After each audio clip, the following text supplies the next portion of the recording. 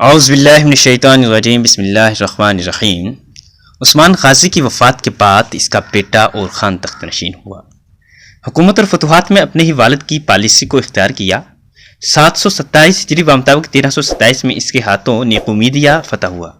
یہ استنبول کے قریب ایشیا کوچک کے شمال مغرب میں واقع ایک شہر ہے جس کا موجودہ نام ازمیت ہے، اور خان نے یہاں پہلی عثمانی یونیورسٹی قائم کی اور داؤد قیصری کو اس کا پرنسپل مقرر کیا۔ داؤد قیصری وہ جو عثمانی علماء میں بڑی شہرت رکھتے تھے اور انہوں نے مصر سے علوم کی تحصیل کی تھی، اور خان نے اپنے دور کے تقاضوں کے مطابق ایک لشکر بھی تشکیل دیا اور اسے مستقل لشکر کی حیثیت دی۔ سلطان اور خان رسول اللہ صلی اللہ علیہ وسلم کی اس بشارت کو پورا کرنا چاہتے تھے جو آپ صلی اللہ علیہ وسلم نے فتح قسطنطنیہ کے بارے میں دی تھی۔ انہوں نے ایک نہایت ہی اہم حکمت عملی ترتیب دی جس کے مطابق بنزنطینی دارالحکومت کا یکبارگی مشرق و مغرب دونوں سے محاصرہ کرنا تھا۔ اس منصوبے کو عملی جامہ پہنانے کے لیے اور خان نے اپنے بیٹے اور ولی عہد سلیمان کو بھیجا کہ وہ تنگنائے درو نیل کو عبور کر کے بعض مغربی گوشوں میں موجود مقامات پر قبضہ کر لے۔ 758 ہجری میں سلیمان نے رات کے اندھیرے میں 40 مسلمان گھڑ سواروں کے ساتھ اس تنگنائے کو عبور کیا، مغربی کنارے پر پہنچ کر لنگر انداز رومی کشتیوں پر قبضہ کر لیا اور انہیں مشرقی کنارے پر لے آیا۔ وجہ یہ تھی کہ عثمانیوں کے پاس اس دور میں بحری بیڑا نہیں تھا کیونکہ ان کی سلطنت ابھی تک اپنے ابتدائی مراحل میں تھی۔ مشرقی کنارے پر پہنچ کے سلیمان نے اپنی فوجوں کو حکم دیا کہ وہ ان کشتیوں میں سوار ہو کر یورپی ساحل پر پہنچ جائیں۔ سو ایسا ہی ہوا اور مسلمانوں نے یورپی ساحل پر پہنچ کر قلعہ نرنب کی بندرگاہ غالی بولی، جس میں قلعہ جناقلہ، ابسالہ اور رودستو واقع تھے، پر قبضہ کر لیا۔ یہ تمام شہر اور قلعے تنگ نائے درو نیل پر واقع تھے اور جنوب سے شمال کی طرف دور تک پھیلے ہوئے تھے۔ اس طرح سلطان نے ایک بہت ہی بڑا اقدام کیا جس سے ہر اس شخص کو فائدہ پہنچا جس نے فتح قسطنطنیہ کے لیے کوشش کی۔ سلطان اور خان کا ایک اور عظیم کارنامہ اسلامی لشکر کی تاسیس اور اسے ایک خاص فوجی نظام کا پابند بنانے کے لیے منصوبہ بندی کرنا ہے۔ یہ لشکر کے یونٹوں میں منقسم تھا، ہر یونٹ میں 10، 100 یا 1000 سپاہی تھے۔ مال غنیمت کا خمس اس لشکر پر خرچ ہوتا تھا۔ یہ ایک باقاعدہ فوج تھی۔ اس سے پہلے صرف جنگوں کے وقت لوگ رضاکارانہ جمع ہوتے تھے، کسی باقاعدہ فوج کا انتظام نہیں ہوا تھا، اور خان نے اس لشکر کے لیے کئی چھاونیاں بنائیں جہاں انہیں جنگ کی ٹریننگ دی جاتی تھی۔ انہوں نے ایک اور لشکر کا بھی اضافہ کیا جو انکشاریہ کے نام سے پہچانا جاتا تھا۔ اس میں 9 مسلموں کو بھرتی کیا گیا جو سلطنت کی حدود کے وسیع ہو جانے کی وجہ سے عثمانی سلطنت کے شہری بن گئے تھے، اور غیر مسلم اسلام دشمن طاقتوں کے ساتھ جنگ میں مسلمانوں کی کامیابیوں اور مفتوحہ علاقوں میں بسنے والے لوگوں کی ایک بہت بڑی تعداد کے اسلام میں داخل ہو جانے کی بدولت کافی تعداد میں اسلامی قلمرو میں آباد تھے، اور خان نے انہیں مسلم سپاہ میں شمولیت کی دعوت دی اور اسلام کی اشاعت کے سلسلے میں ان کی خدمات حاصل کی۔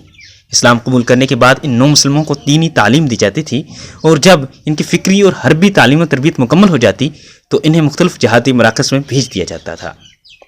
علماء اور فقیہہ نے اپنے سلطان اور خان سے مل کر یہ کوشش کی کہ ان کے دل میں جذبہ جہاد، حفاظت دین اور فتوحات کا شوق اور شہادت فی سبیل اللہ کی محبت پیدا کی جائے۔ اسی لیے جب وہ کسی میدان جنگ میں اترتے تو ان کا نعرہ ہوتا تھا غازی یا شہید، اور خان کے تمام غزوات رومیوں کے خلاف تھی۔ لیکن 736 ہجری بمطابق 1336 میں کراسی کے امیر کی وفات کا واقعہ پیش آیا۔ کراسی ان امارات میں سے ایک تھی جن کی بنیاد سلاجقہ روم کی سلطنت کے کھنڈرات پر رکھی گئی تھی۔ والد کی وفات کے بعد بھائیوں میں سلطنت کے لیے نزاع پیدا ہوا اور خان نے اس موقع سے فائدہ اٹھایا اور اس امارت پر قبضہ کر لیا۔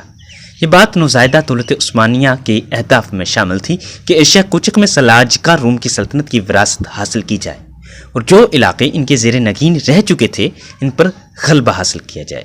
اس وجہ سے محمد فاتح کے دور حکومت تک ان کے اور دوسری امارتوں کے درمیان چپکلش چلتی رہی، حتیٰ کہ پورا ایشیا کوچک عثمانی سلطنت میں شامل ہو گیا۔ استحکام سلطنت کے لیے اور خان نے اصلاحی اور عمرانی امور کی طرف توجہ مبذول کی، نظام سلطنت کو نئے خطوط پر استوار کیا، فوجی طاقت کو بڑھایا، مساجد کی تعمیر کی، علمی ادارے قائم کیے اور ان پر بہترین علماء اور اساتذہ کو نگران مقرر کیا۔ پورے ملک میں ان علماء کو بڑی قدر و منزلت کی نگاہ سے دیکھا جاتا تھا۔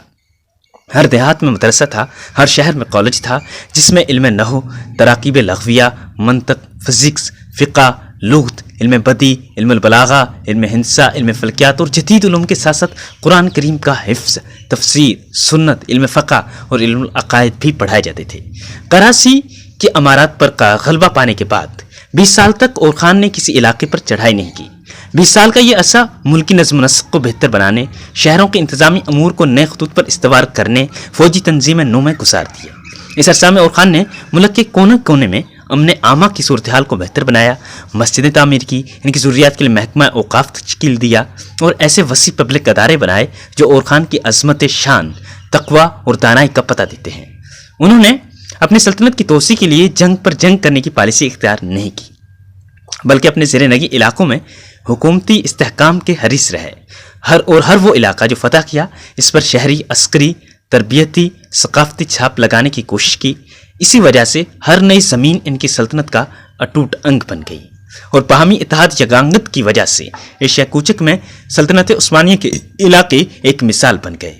یہ چیز اور خان کی فراست، سلطنت کی تعمیر و ترقی میں تدریج کی پالیسی کو مکمل طور پر اپنانے، تہذیب کے قیام اور معاشروں کے احیاء کی بہت بڑی دلیل ہے۔ اور خان داخلی امن و استحکام سے فارغ ہوا ہی تھا کہ دولت بزنطینیہ کے اندر حکومت کے بارے جھگڑا پیدا ہو گیا۔ شہنشاہ کونتاکوزینوس نے اپنے مخالف کے مقابلے میں اور خان سے مدد طلب کی۔ سلطان کے لیے یہ بہت اہم موقع تھا۔ انہوں نے یورپ میں عثمانی نفوذ کو مستحکم کرنے کے لیے اپنی فوجیں روانہ کر دیں۔ 1358 میں تراقیہ کے شہر میں زلزلہ آیا اور اس زلزلے نے غالیبولی کی دیواریں ہلا کر رکھ دی، جس کی وجہ سے یہاں کی آبادی علاقہ چھوڑنے پر مجبور ہو گئی۔ عثمانیوں کے لیے اب شہر میں داخل ہونا بالکل آسان ہو گیا تھا۔ بزنطینی شہنشاہ نے بہت احتجاج کیا لیکن بے سود، اور خان نے جواب دیا۔ عنایت ربانی نے شہر کے دروازے اس کی فوج پروا کر دیے اور کچھ ہی عرصہ میں خلیبولی کا شہر یورپ میں عثمانیوں کا ہراول دستہ بن گیا۔ وہ اولین حملے جو جزیرہ نما بلقان کی فتح پر منتج ہوئے اس شہر سے کیے گئے تھے۔ جب ہنا پنجب بالیلو جس بزنطینہ کا واحد حکمران بنا تو اس نے یورپ میں سلطان کی تمام فتوحات کو تسلیم کر لیا اور اس شرط پر کہ سلطان قسطنطنیہ تک رسد اور خوراک پہنچنے کو آسان بنائے گا۔ اور خان نے بہت سے مسلمان قبیلوں کو اس غرض سے ان علاقوں میں بھیجا کہ وہ اسلام کی تبلیغ کریں اور یورپ سے عثمانیوں کے انخلا کو نصرانیوں کے لیے ناممکن بنا دیں۔ اس کے بعد سلطان مراد اول کا دور آتا ہے۔ اس کے لیے ہم انشاءاللہ اگلی ویڈیو میں بات کریں گے۔ جب تک کے لیے خدا حافظ۔ اگر آپ کو یہ ویڈیو پسند آئی ہے تو لائک کریں، سبسکرائب کریں اور شیئر کریں، بیل آئیکن کو پریس کریں تاکہ ہر نئی آنے والی ویڈیو آپ تک بر وقت پہنچ سکے۔ Thank you.